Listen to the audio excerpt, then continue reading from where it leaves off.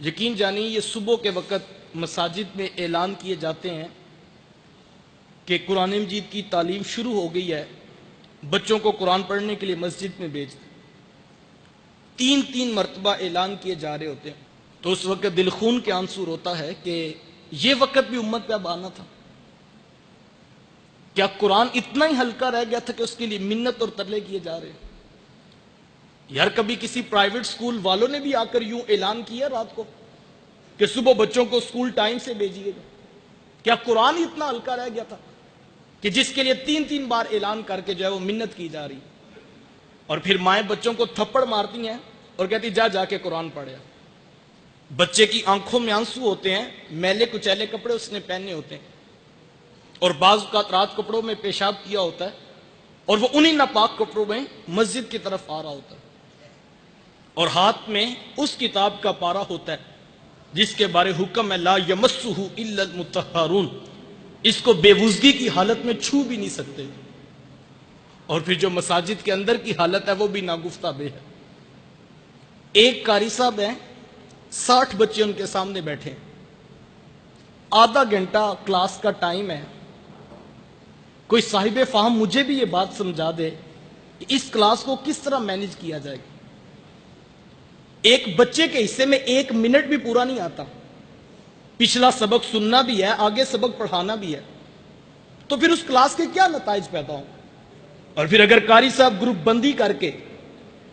بچوں کو نماز یا دیگر چیزیں سکھانا چاہیں تو مائیں دروازوں پہ پہنچ جاتی ہیں کہ قاری صاحب کو نہیں پتا کہ بچہ اسکول سے لیٹ ہو رہا ہے، سارا دن اسے آج ہی سکھانا تھا۔ اچھا یہ تو تصویر کا ایک رخ ہے، اب تصویر کا دوسرا رخ بھی ملاحظہ کیجیے۔ وہی بچہ جب گھر واپس پلٹتا ہے، ماں جلدی سے اسے پکڑ کر نہلاتی ہے، رات سے یونیفارم پریس کیا تھا کہ کہیں واپڈا والے لائٹ نہ بند کر دیں اور بچہ صبح اسکول جانے میں لیٹ نہ ہو جائے۔ اسے پریس یونیفارم پہناتی ہے، اس کی آنکھوں میں سرما، اس کے بالوں میں تیل لگاتی ہے، ٹائی اس کو اسکول کے یونیفارم کی دی جاتی ہے، بیچ اس کو اسکول کے یونیفارم کا لگایا جاتا ہے، پالشڈ شوز اسے دیے جاتے ہیں، اور اس کھیل میں امیر غریب دونوں جو ہے وہ پوری تیزی سے آگے بڑھ رہے ہیں۔ میں نے ان پڑھ ماؤں کو دیکھا ہے جن کو نہیں پتا کہ کاپی اور کتاب اور سبجیکٹس کتنے ہیں، لیکن وہ بھی انگلیوں پہ انہوں نے کتابوں کی تعداد اور کاپیوں کی تعداد گنی ہے، وہ رات کو پوری کر کے سوتی ہے، ربڑ شارپنر خود اس کے بیگ میں رکھتی ہے، صبح اٹھ کے لنچ باکس اس کے بیگ میں رکھا جاتا ہے، واٹر کین اس کی بغل پہ لٹکائی جاتی ہے، باپ اٹھ کے اس کا ماتھا محبت سے چومتا ہے، 10 روپے خرچی اس کی جیب میں ڈالتا ہے، اس کو اٹھا کر بائک پر بٹھا کر محبت بھرے لہجے میں باتیں کرتا ہوا اسکول چھوڑ کر بھی آتا ہے، اسکول سے لے کر بھی آتا ہے۔ میں یہ نہیں کہتا بچوں کو اسکول نہ بھیجو، لیکن ایک سوال میں آپ کے ضمیر پہ چھوڑنا چاہوں گا کہ کبھی تنہائی میں بیٹھ کر یہ سوچنا کہ آپ کی اس پوری ایکٹیویٹی سے بچے نے کیا اخذ کیا؟ بچے کو یہ بات سمجھ آئی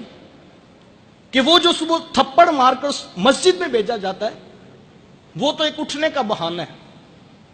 وہاں تو 3 دن بھی چھٹی ہو جائے نہ قاری صاحب کی طرف سے پیغام آتا ہے، نہ ماں باپ پریشان ہوتے ہیں کہ تو 3 دن مسجد کیوں نہیں گیا۔ اور یہ اصل کام ہے جس کے اوپر پورے خاندان کی توجہ لگی۔ آپ کہتے ہیں یہ میری بات نہیں مانتا، یہ ماں کے ساتھ بدتمیزانہ لہجے میں بات کرتا ہے، تو صاحب معذرت کے ساتھ پورا سکول کا سلیبس اٹھا لیجئے، آپ دیکھیں کتنی پرسنٹیج ہے، کتنی چیپٹرائزیشن ہے جو اخلاقیات اور آداب والدین سکھاتے ہیں۔ صاحب پوری کیمسٹری کھنگال مارو، کیمسٹری نہیں بتاتی کہ ماں کی ہستی کا نام ہے۔ فزکس کے سارے اصول ایک پلڑے میں ڈال لو، فزکس کا کوئی اصول نہیں بتاتا کہ باپ کی ہستی کا نام ہے۔ یہ سبق فزکس، کیمسٹری اور بایو نے نہیں پڑھانا تھا، یہ سبق یا تو رب کے قرآن نے پڑھانا تھا یا محمد کی میٹھی بولی نے سنانا تھا، لیکن ہم نے نہ بچوں کو قرآن پڑھایا نہ بچوں کو حدیث پڑھائی، اور نتیجہ وہ مانگ رہے جو قرآن اور حدیث سے پیدا ہونا تھا۔ وہ کیا کسی نے کہا تھا کہ تم نے خود ہی تو زمین میں انسانوں کے سر بوئے ہیں، تم نے خود ہی تو زمین میں انسانوں کے سر بوئے ہیں،